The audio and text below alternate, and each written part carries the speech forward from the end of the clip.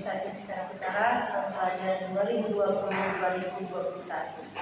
Di kegiatan kali ini yaitu kegiatan masa pengenalan lingkungan sekolah secara virtual. Mudah-mudahan komunikasi kita secara tidak langsung pun tidak mengurangi semangat kita dalam beraktivitas di masa pandemi.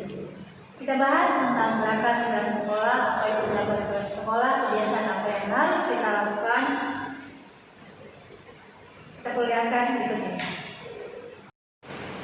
Gerakan literasi sekolah adalah suatu usaha atau kegiatan yang bersifat partisipatif, yaitu dengan melibatkan warga sekolah. Warga sekolah di sini ada siswa, ada guru, ada seluruh yang berkecimpung di dalam warga sekolah tersebut, tanpa terkecuali bidang akademik, kemudian lagi warga masyarakat, kemudian pemangku kepentingan di bawah koordinasi Direktorat Pendidikan Budaya. Biasanya kalau di SMP kamu mengenal dengan kebiasaan membaca.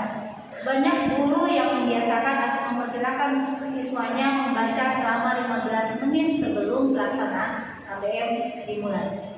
Kita lihat berikutnya.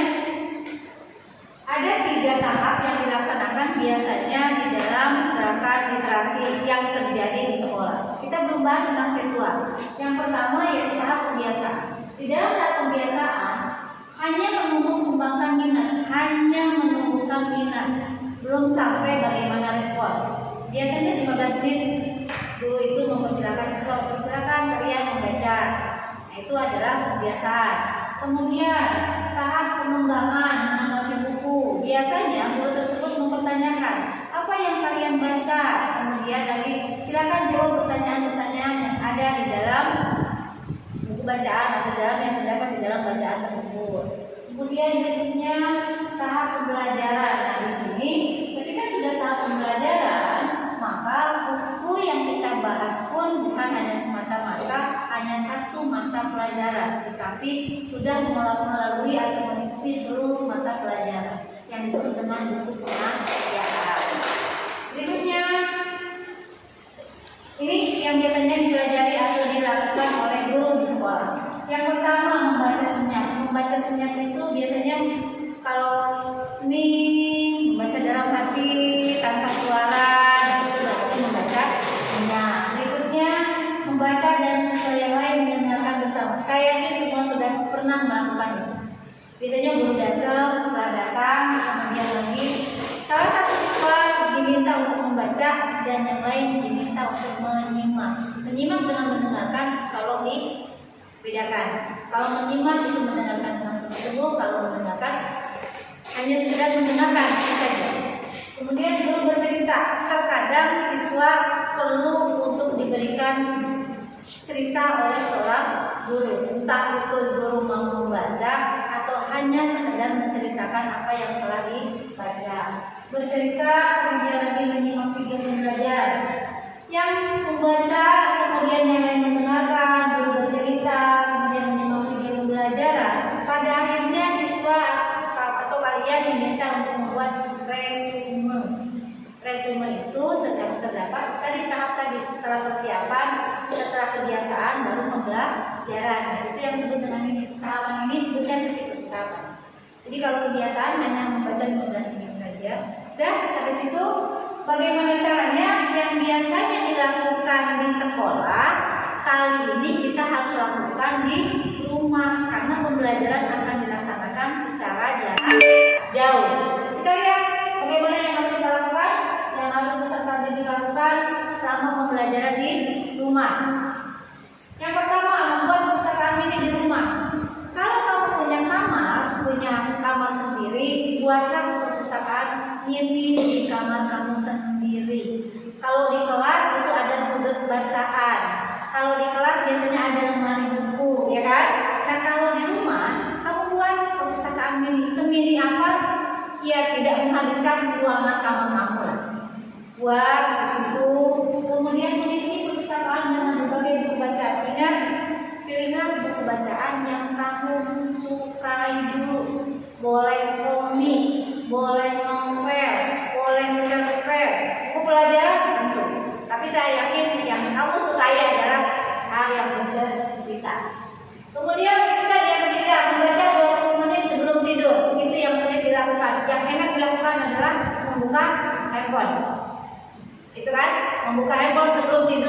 berjam-jam saya yakin kamu bisa.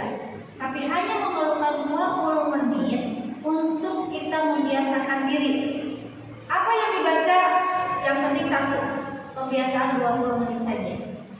20 menit cari novel yang kamu sukai, cerita apa, temanya apa yang kita sukai saja dulu. Dan kemudian membuat reading diary. Nah ini, kalau bahasa Indonesianya adalah kamu buat catatan, kamu tulis di catatan itu nomor, judul buku, setelah judul buku, isi judul buku, isi buku itu apa, nah itu yang disebut dengan resume. Isinya apa? Kalau novel berarti sinopsisnya kamu ceritakan di situ. Kalau sinopsis itu kan setelah baca kamu ceritakan kembali, kemudian menggunakan bahasa sendiri.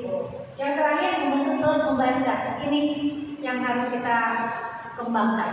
Kalau kita tidak bisa bertemu secara offline dengan yang lain, berarti online masih bisa. Secara online kita bisa membentuk role pembaca. Di sini banyak manfaat. Yang pertama kita bisa bertukar pikiran dengan teman. Yang kedua kita bisa buku apa yang sudah kamu baca? Oh buku ini, recommended atau tidak? Karangan siapa?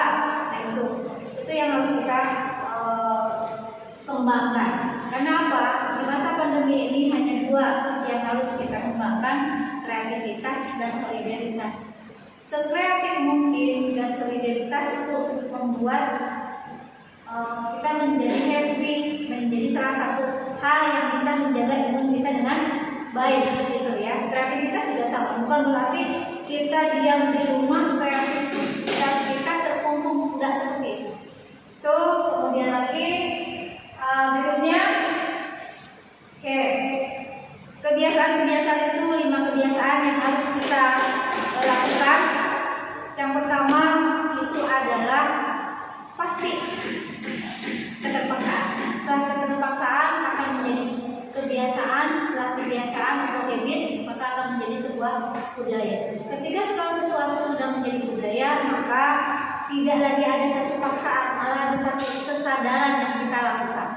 Kepaksaan, terpaksa sesuatu yang dipaksakan tidak baik, tetapi hal yang baik bisa dipaksakan, bisa dibiasakan sehingga menjadi sebuah budaya. Maka pelajaran atau literasi secara mandiri bisa kita lakukan di rumah atau di mana kapan. Demikian dari saya sebelumnya tentang literasi yang dilakukan kita selama masa pandemi.